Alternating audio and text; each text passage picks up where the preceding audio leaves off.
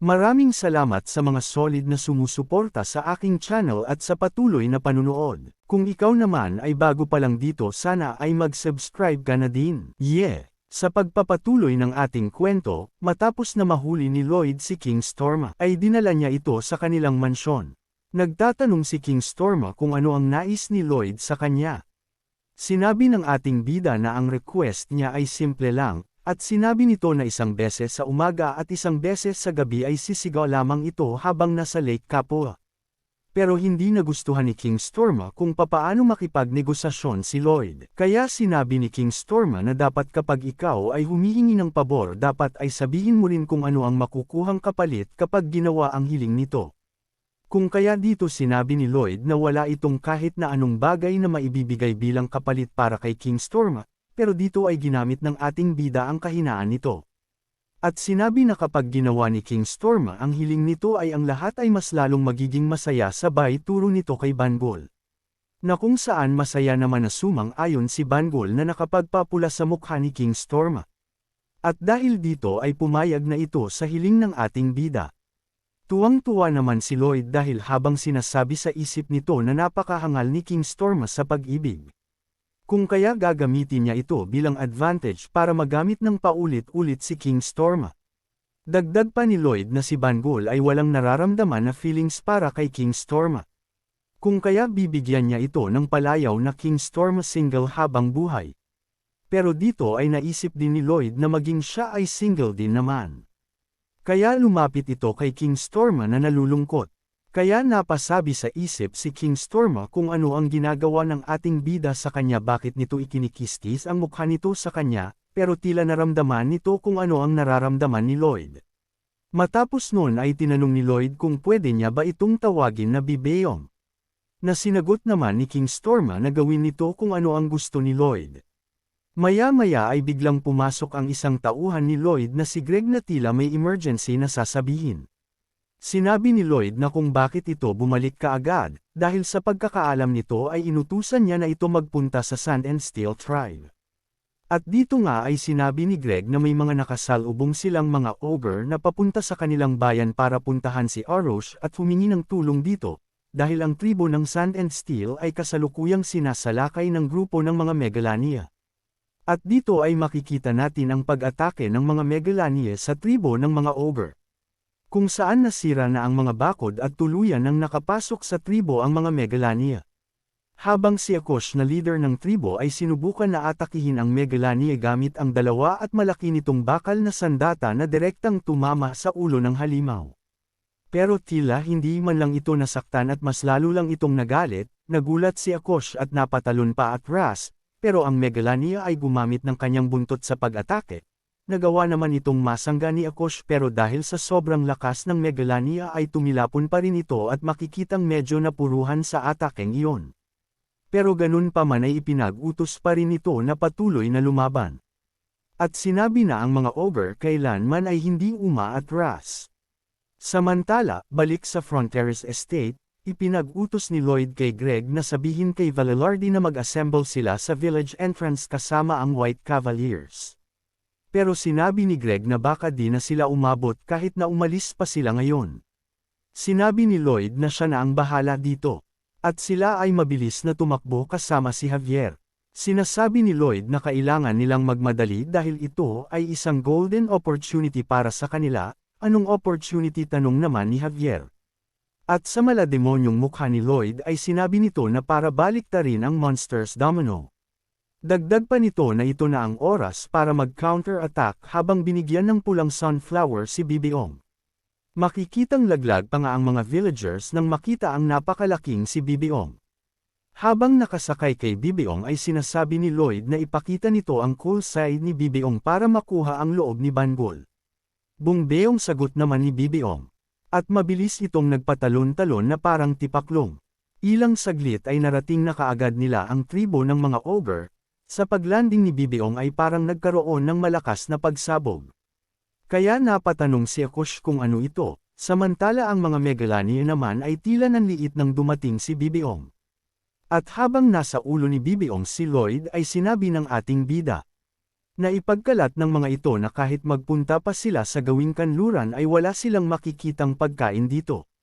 At ang mga pupuntang halimaw ang ginagawa nilang pagkain, sabi ni Lloyd na nag-uusok pa ang bibig, at nanlilisik ang mga mata na nakatingin sa mga megalania. Na kung saan tila nakaramdam ng takot ang mga halimaw na ito. Pagkatapos, gamit ang malaking kamay ni Bibiong ay inatake nito ang mga megalania na nagresulta sa paglipad ng mga ito sa himpapawid. Matapos noon ay dahan-dahan na ulit bumalik sa normal si Bibiong. At nakita nito ang masayang-masaya na si Bangol.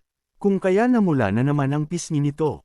Lumapit si Valerardi kay Lloyd at nagpasalamat sa pagpapasama nito sa kanya, pero mukhang hindi naman na daw sila kakailanganin pa dito. Pero sinabi ni Lloyd na hindi niya ipapatawag ang mga ito para sayangin lang ang kanilang oras sa wala. At sinabi ni Lloyd kay Valerardi na mula sa araw na ito ay may importante itong ipapagawa sa kanila. Habang si Akosh naman ay lumapit din kay Lloyd habang nakahawak sa balikat nito. Kaya tinanong ito ng ating bida kung ayos lang siya. Pero sinabi ni Akosh na mula ngayon ay wala ng bisa ang kanilang pagiging magkapatid. Kaya nagtaka ang ating bida. Huminga ng malalim si Akosh at sinabi na 2 beses na silang iniligtas ni Lloyd, kung kaya sinabi nito na silang lahat ay nanunumpa ng katapatan para sa Frontier family. Dahil dito ay nagpasalamat si Lloyd sa kanila at sinabi na kung maaari na ba nilang simulan ang kanilang pangatlong proyekto. Ang muling buhayin ang Tribe of Sand and Steel, na tila di alam ni Akosh ang ibig sabihin ni Lloyd.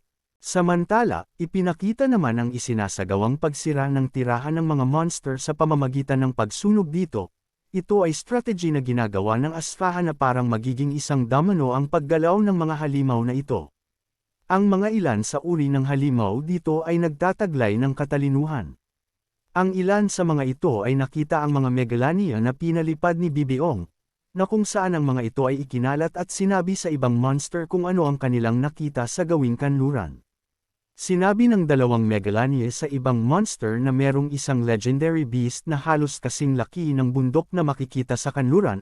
Ito ay sobrang laki, na halos abot na ang ulap. Dinescribe din ng mga ito ang itsura na may bilog at itim na mata at may malalaking pangil na kayang kumain ng anumang nabubuhay sa mundo. At ang isang malademonyong mukha na kumokontrol sa beast na ito. Na kung saan ang tinutukoy ng mga megalania ay si Bibiong at ang ating bida na si Lloyd. Sa Asfahan Palace makikita ang sultan na si Samarkand na nakikinig sa isa nitong tauhan na naghahatid ng balita. Sinabi ng tauhan nito na ang kanilang initial na plano kung saan ang Sand and Steel Tribe ay nagawa nilang matakot na kung saan napaalis nila ang mga ito sa kanilang mga tirahan at nag-migrate sa Megantano Forest. Sinabi ni Samarkand na kung ganun ay tagumpay ang ating plano. At tinanong nito ang status kung ano ang ginawa ng mga taga-Megantano dito. Sumagot ang tauhan nito na nakakapagtak ang ligtas at walang kahit anong isyu na nakarating ang mga ogre sa Megantano. Di makapaniwala si Samarkand sa narinig. Gayunpaman ay sinabi nito na maaari nang umalis ang kanyang tauhan. Pero sinabi nito na meron pa silang isang problema. At sinabi nito na ang mga halimaw na kanilang pinaalis ay muling bumalik at kasalukuyang inaatake ang kanilang borders ramparts. At dahil dito ay nagalit si Samarkand.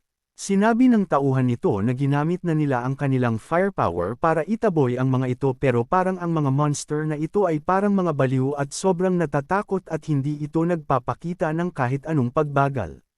Dahil dito ay ipinag-utos ni Samarkand na tipunin ang kanyang mga kawal at atakihin ang mga monster na ito. Matapos noon ay napaisip si Samarkand kung bakit nag-backfired sa kanila ang kanilang domino monster strategy. Ito ba ay plano ng Megantano?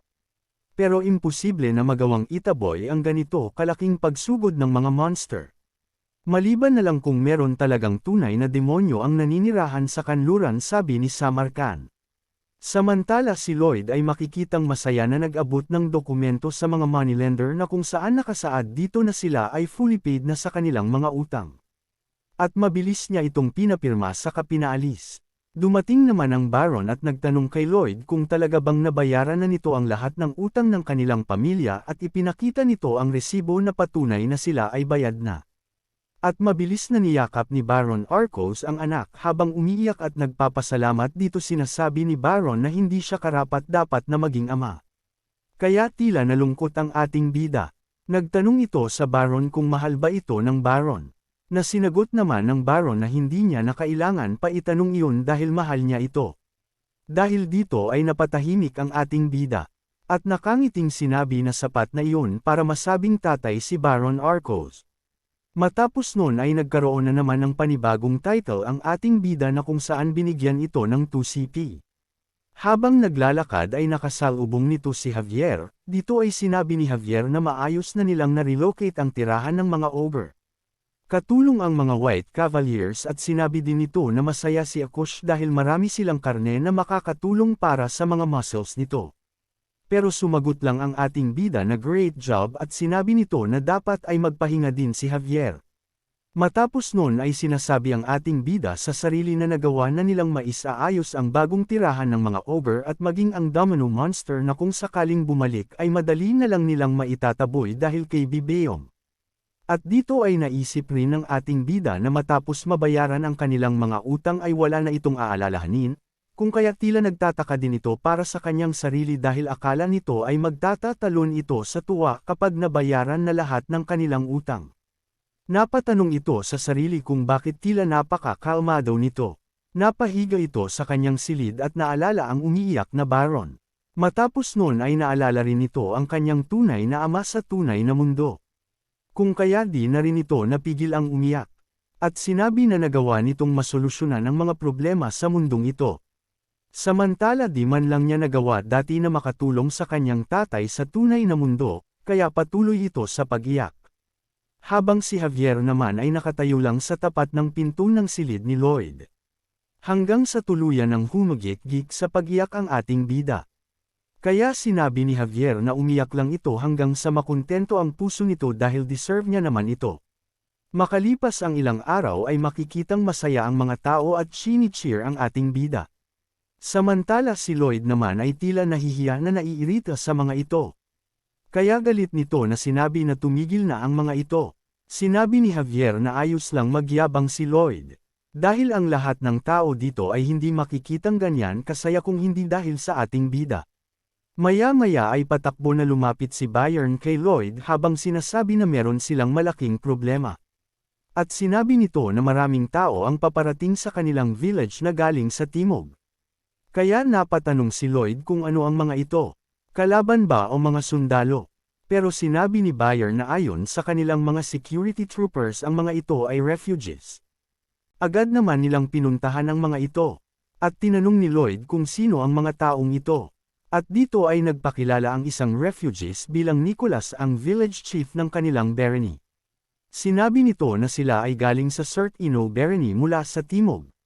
Ipinaliwanag nito kung paano sila napunta sa village nila Lloyd kung saan isinakripisyo ng tatay ni Nicholas ang sarili para sila ay makaalis sa kanilang lugar.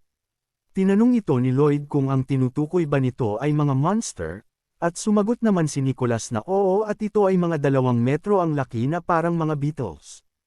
At dito ay sinabi ni Javier na ito ay ang monster domino. Na kung saan din nila inakala na mapipinsala ito ng husto.